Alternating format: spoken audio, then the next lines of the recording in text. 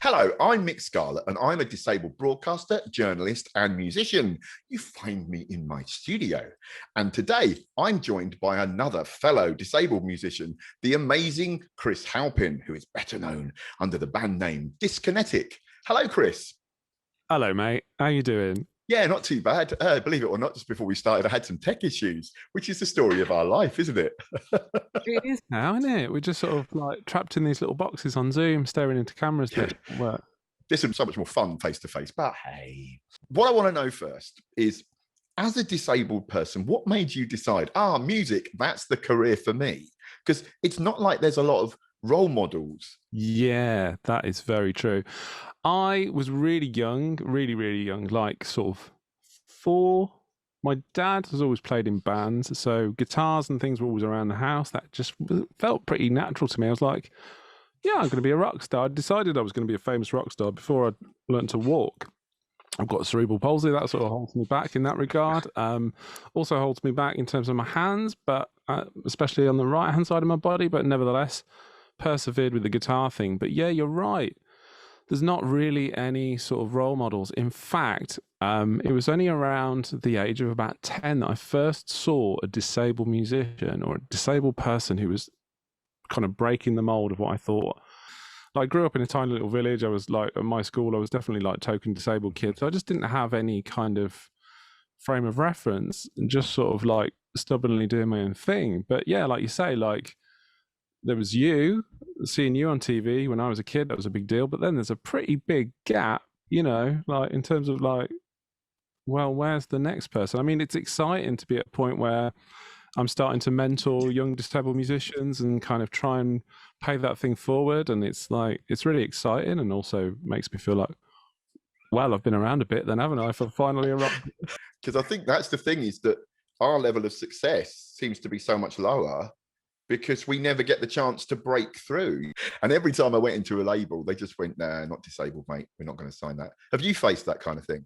Yeah, a little bit. I think like there's a weird sort of standoff with like the mainstream music industry. Like labels have sniffed around and stuff, but like it goes both ways because I'm not really that interested in them either. Do you know what I mean? Like I'm doing quite well in terms of just being an independent artist. Like I've done a whole world tour basically off my own back, just being a one-man show. I just took reference. I was looking at stand-up comedians going, well, they manage it, don't they? They don't have a big entourage. They keep their costs down. They just get on a train, get on a plane, go and do a gig. I thought that'll work, won't it? And my show is pretty easy to do as a one-man thing. So yeah, I've been doing fine on my own. I sort of thought, yeah, well, with it. It's one of the things that is most impressive about the music industry now, isn't it? Is that you can do it yourself with stuff like Bandcamp. You've got your Bandcamp page. Yes, I have seen it. It's very good. And it gives you that ability to bypass the gatekeepers who really did stop anything really happening. Absolutely. I mean, for one thing, you couldn't afford a studio at that point. Like you only got in a studio if a major label was paying for it. Now I'm just sat in this makeshift setup in my garage and I'm recording tracks and putting them out, and it's fine. So I suppose we should talk about your music. If you were going to describe it to someone that hadn't heard it before, how would you describe it?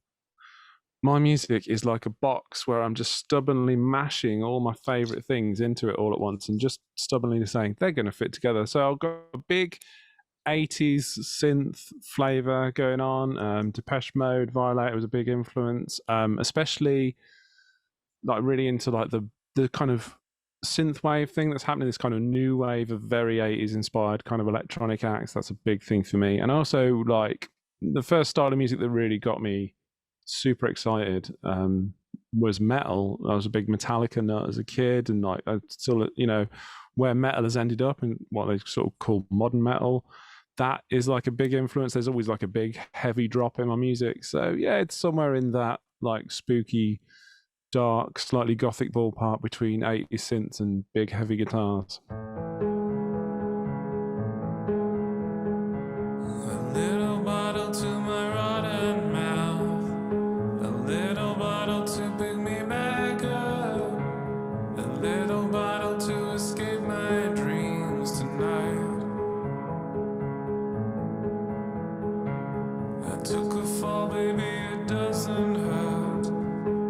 Mitsubishi to my swollen lip. I'll feel bad. I get some sleep tonight. And you and I, and you and I, and you and I know enough about me to know I wouldn't change you, and know enough about me.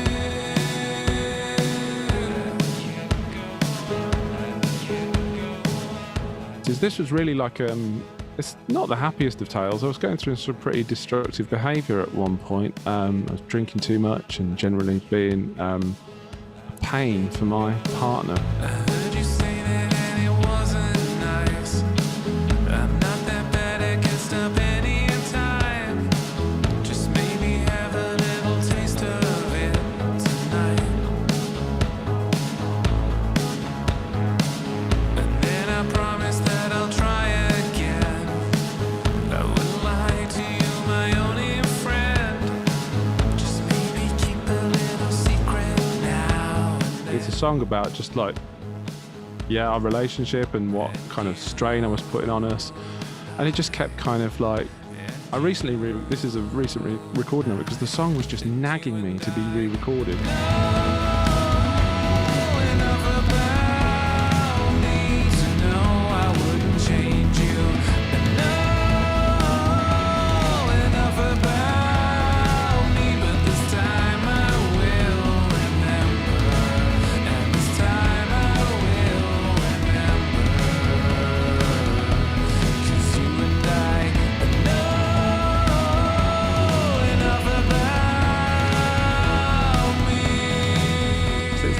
Rubbish demo that was on YouTube and that's been listened to about 60 times in, a few years.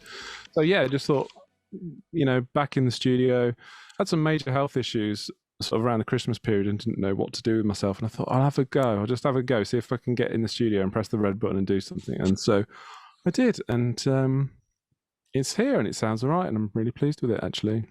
And it's a big, it kind of builds, doesn't it? And kind of gets you. But how do you start creating a track? What inspires you to get into your studio and make magic?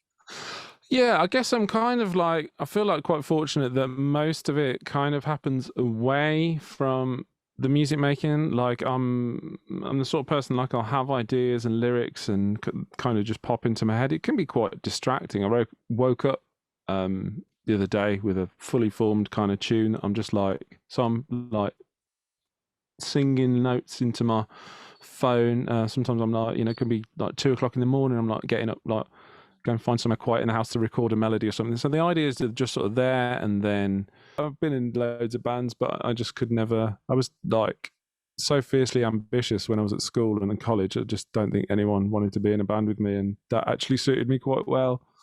I thought, no, I'll do it myself.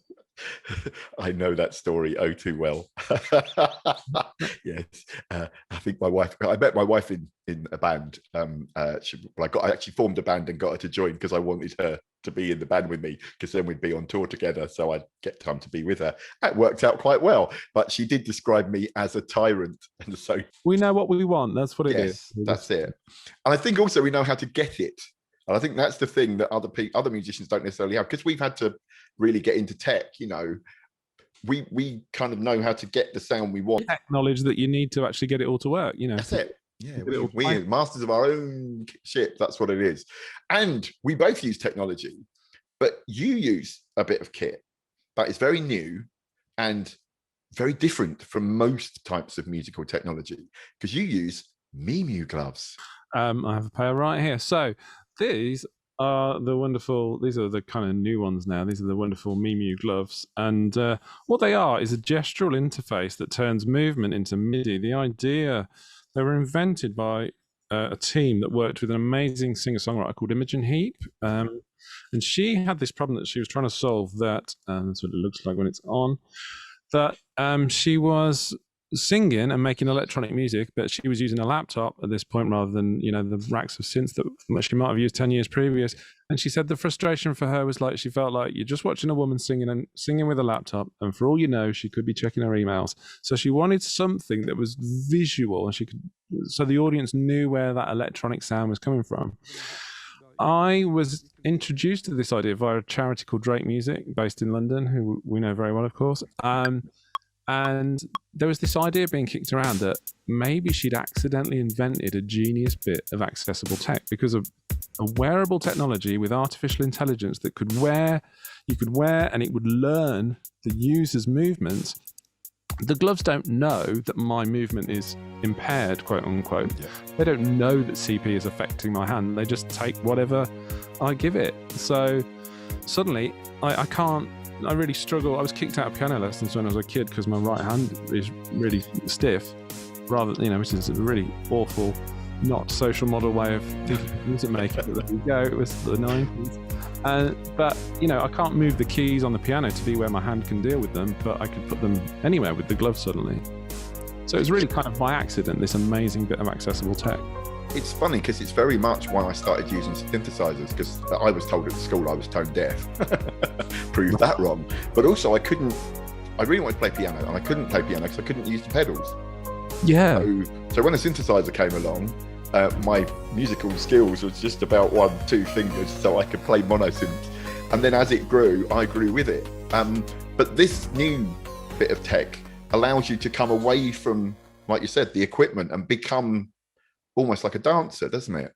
Yeah, I mean, it's really, any movement can be any sound. So it really opens up a kind of expressive, kind of worms in terms of, well, what are you going to do? What movements are you going to use to make a sound? And sometimes it's cool to do stuff that's really deliberate for the audience. Like some songs, it looks like I'm playing an invisible guitar or an invisible drum kit. And sometimes it's really very abstract things where I'm like, I do a thing where it looks like I'm bouncing a basketball, and that becomes like a bass line.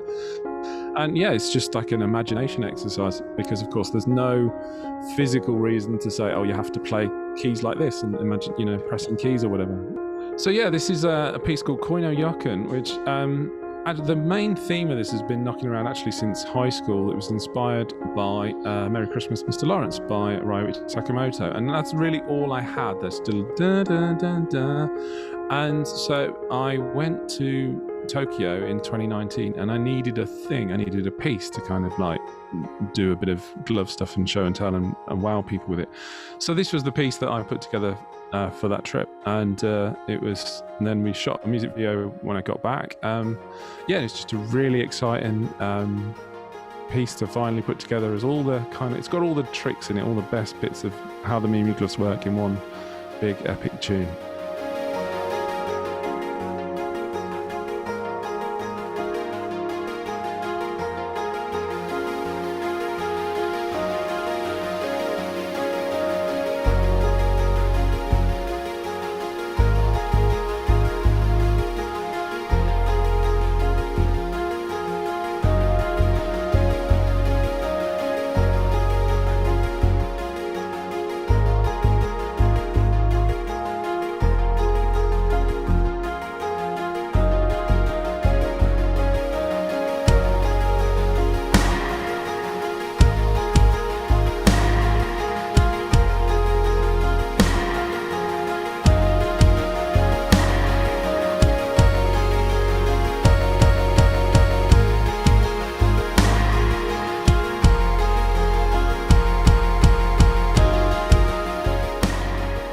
So that looks amazing. And now I've got to ask the techie question, right?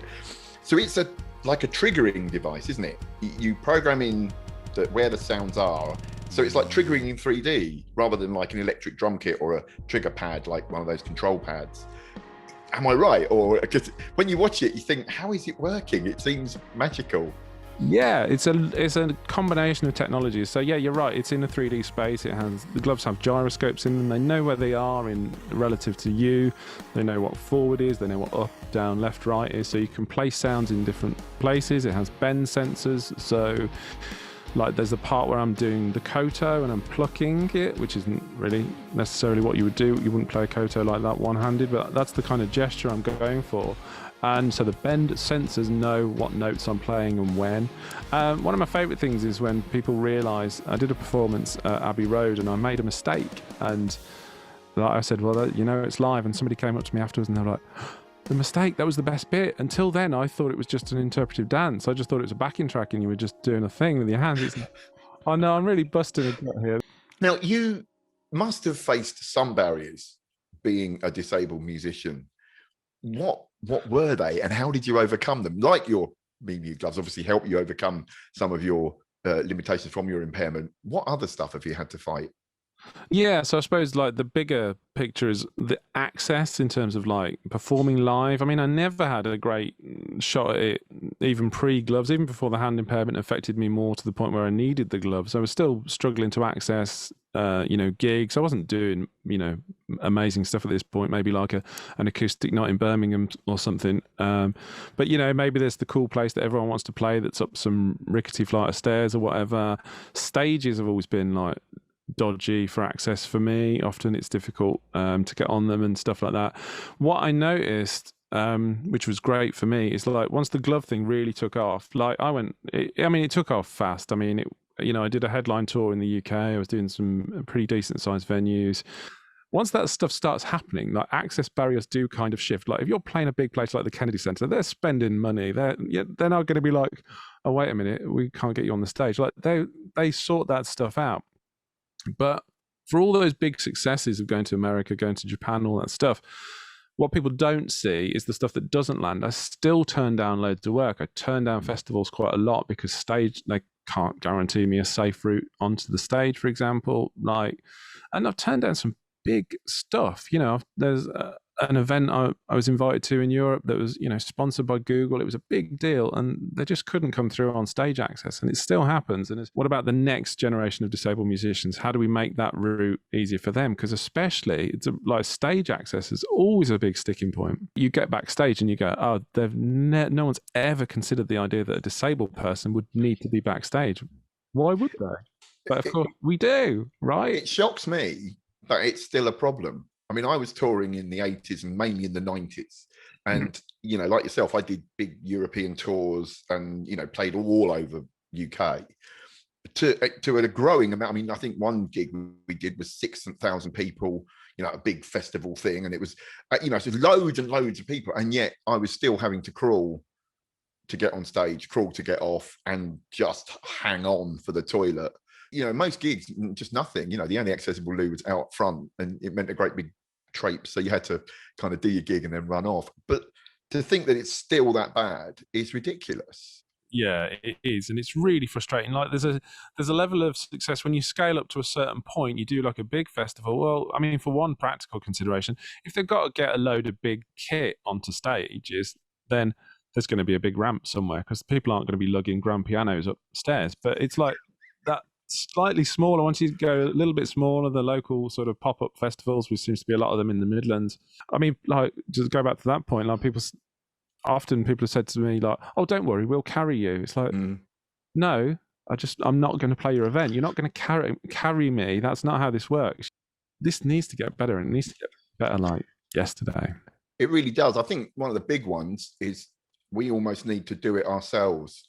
Luckily, I remember the punk ethos. I remember the punk years, and I remember what it was like. That because punk was almost banned. You put it on yourself, and I do wonder if the answer isn't that people like us get together and form some kind of project where we do a tour or a promotional company or something where we book accessible venues, because there are out there. There's a lot of theatres that have amazing backstage areas that would work great for live gigs that kind of never do that crossover. And maybe after all this has happened, this awful lockdown period, might be loads of theatres desperate to get work, and it might be that might be the way forward, because we're not going to, the music industry itself isn't going to change anytime soon. It hasn't changed. I mean, you're old enough to be my son. Right? You're working with people who are, kind of the next generation from you, and yet we're all telling the same story. So something has to go and give at some point. The last thing we want to do is end up dying. in a world that was the same as we were born in. Yeah, exactly right. Yeah, we've got to move this forward. I had a little bit of success. I did a really short, just a quick mini tour when I came back from Japan, so sort of summer 2019, and I was playing more like art and sort of gallery spaces. Yeah. Where I would be on, there wasn't a stage. I would be sometimes in the round, and we'd just be using the space, and it would be this 3D thing with audiences around me, which actually works really well with the gloves in terms of seeing it from different angles. And it was really refreshing to go and just not play music venues, just to be playing spaces that lent themselves better to performance. It's funny because I gave up music in the early noughties. I just had enough of being rejected and the difficulty, and I'm getting back into it now. And that's my plan, is to make art, not music, and just forget being a pop star. I'm far too old, but stand surrounded by keyboards and just make lots of noise is going to be what I'm going to be doing in the future. But we're coming to the end of the interview, Kris. Look at that. It's almost like I've done this before. And so I'm going to say, what are your plans for the future of Disconnected? Where is it going to go next? What should we be watching out for? Apart from banging this drum with my Mimi gloves of access and inclusion, hopefully trying to make it a bit better for everyone else. I suppose I keep promising people I'm going to make a record. So I'm recording a lot of stuff now, finally. If COVID has done one thing for me, it's forced me to record, because I was touring so much, which is the problem you want to have. I never had time to do anything in the studio, which actually suited me rather well. I was having fun touring, but since COVID, I'm at home in my little makeshift studio making a lot more music. So there's loads of new tracks on the way. There's loads of stuff happening in that. And then there are some gigs. Funding and stuff is all in place for some gigs. We're just kind of waiting for the green light. I've got a big streaming event coming up, which would have been my big kind of comeback gig. We've decided it's a bit too close to the change in the rules that we're not going to do it with an audience, but we are still going to do it online. So that'll be happening in May. And so, slowly, tentatively getting back out on the road. Brilliant. I hope. Yes. Well, thank you very much for joining us here at the Disabled People's Channel, Kris. It's been amazing to talk to you. I hope we can finally get to meet up again soon and maybe even make some music together. Wouldn't that be good? It would. So thanks a lot. Anyway, that's bye from Kris. Thanks, everyone. Thank you for listening to me ramble on about my thing. And bye from me, Mik Scarlet. Bye.